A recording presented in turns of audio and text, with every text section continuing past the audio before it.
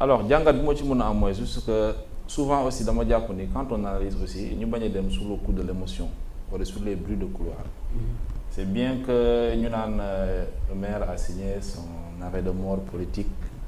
wala le maire a fait mais c'est ça mais aussi suñu analyser aussi dañuy xool par rapport ak aussi lan moo ci intérêt Médina si ralliement bu mu def. mais d'abord. waaw non parce que ralliement bi non foo nga wax loolu. parce que bu dee da ngay analyser. waaw je sais mais foo nga analyser loolu ba pare. parce que xam nga man maire xaw ma ko sax. asafu dëgg xam naa ko nii mais maire mosuñu wax mosuñu séq sax leneen donc man je me dis que suñu analyser d'abord nañu xool d'abord quels sont les aspects positifs de son ralliement. ban jeexital la mën a am ci Médina. alors certes il a fait son bilan il a eu un bilan défendable ba loolu moo ko permettre tey ñu naan liggéey na mu folluwaat maintenant boo déggee ci mag yi peut-être il a d'autres projets d'envergure yu mag yi nga xam ne bëgg na ko réaliser te état rek moo ko ci mën a jàppale n'oublions pas que aussi le maire ak Barthélémy jamono duñ jaaroo taal donc ce qui veut dire il a qu'un seul allié possible allié mooy le Macky Sall malheureusement pour lui. Barthélémy moom xalaatoo kii donc Barth même si on me dit qu'il est en train de mûrir sur le plan politique mais Barth dama fi déclaré ak je pense pas que ñu mën a collaborer ñoom ñaar parce que Barth da ko jàppee non je pense pas xam nga man souvent dama su may wax dama bëgg ñu analyser bu baax li may wax dama ne je ne pense pas que ñu mën a collaborer ñoom ñaar d'autant plus que Barth il le considère comme un traître il l'a dit ñëpp di ko dégg kiiwu ko donc je pense que d'autant plus que ak lu ñu jotee xew avec Yewwi Askan Wi ak yooyu pour man Barth puis on le sait que c'est un va-t-en guerre Bamba Fall aussi il a pratiquement je dirais pas le même caractère que Barth mais xaw nañu niru donc ñoom ñaan ñi seen cohabitation da doon métti lool même su fekkee am na fi nga xam ne Barth mënu ci dara parce que aussi que n'oublions pas que avec les transferts de compétences le maire a certaines prérogatives sans pour autant compter sur la ville mais foofu laa bëgg ñu analyser en fait après dinañu ñëw par rapport ak moom dans sa vie politique lu mu mën a indi mais lu mu mën a apporter Médina bëri na ci mandat bi bëri na et je pense que aussi le président ne va pas lui faire rallier comme ça ni pour zéro xëy na peut-être Médina xëy na peut-être li mu jàpp xëy na xaw ma yan projet la teewagum en place mais côté boobu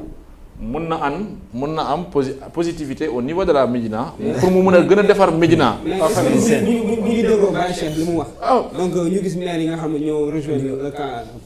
présidentiel ku ci mel ni Moussa Sy donc ñoom Idrissa Seck donc ñoom état defal leen dara seen commune aussi. Maintenant il faut savoir aussi sachez que la politique dafa am tempo non Macky Sall tempo bu mu toll nii tolloowul tempo bañ a liggéey parce que il faut ñuy demee noonu quoi. politique booy loolu dafa am timing Macky Sall il n'a plus intérêt même à ne pas travailler il a l'obligation de travailler day liggéey non mënu si ñàkk parce que aussi ñëpp ñu ngi laam-laame 2024 day des wala du des mais attendez mais attendez mais nan nangu quand même mais moi je suis nan nangu quand même c'est le waa léegi maa ngi ñëw militant Benno Bokk Yaakaar waa léegi attendez rek waa léegi déglu ma maa ngi ñëw mais da may déglu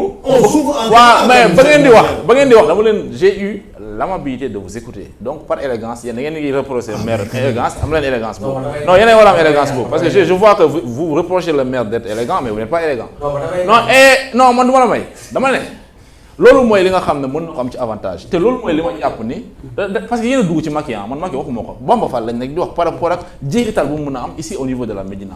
ça peut que être positif sur le plan des réalisations su fekkente ne le président a une forte ferme volonté di defar dañuy rafet njort en tant que des citoyens en tant que des Médina maintenant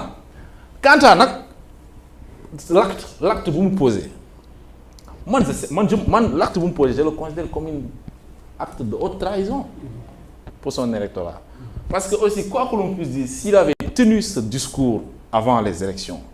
non xëy na ñu wax leneen quoi tey donc ce qui veut dire da ngay gagné ba pare nga ñëw nga ne Macky Sall maa la jaay sama électorat ma ngi nii et quand le maire sort et fait une déclaration de taille ne dootul bokkati ci élection locale yi ñu jëm mu ne encore képp kuy politique ñaan nga yàlla nekk ministre député wala président alors man je me dis que donc actuellement le maire tout ce qui l'intéresse c'est sa personne parce que jàpp na ni nekk na maire ba sonn tàyyi na ci trop donc quel que soit le prix il est prêt à le payer donc il va sacrifier tout l'électorat pour détruire mu jël ko xam nga foofu mooy wane ni que rek sa position de 2019 monsieur le maire koo àndal mu ne je suis neutre mais qui c'était consent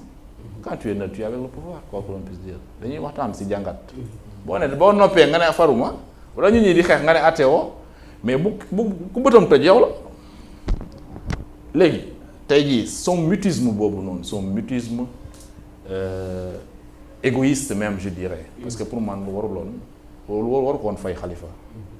pour man ma Khalifa am na lu ñu cheminé Khalifa a été en prison mais certes il a eu à conduire benn kii bi nga xam ne da ko def coalition ak Idy pour man au nom de tout ce cheminement là il fallait que mu rallier woon à la cause de Khalifa à travers la coalition Idy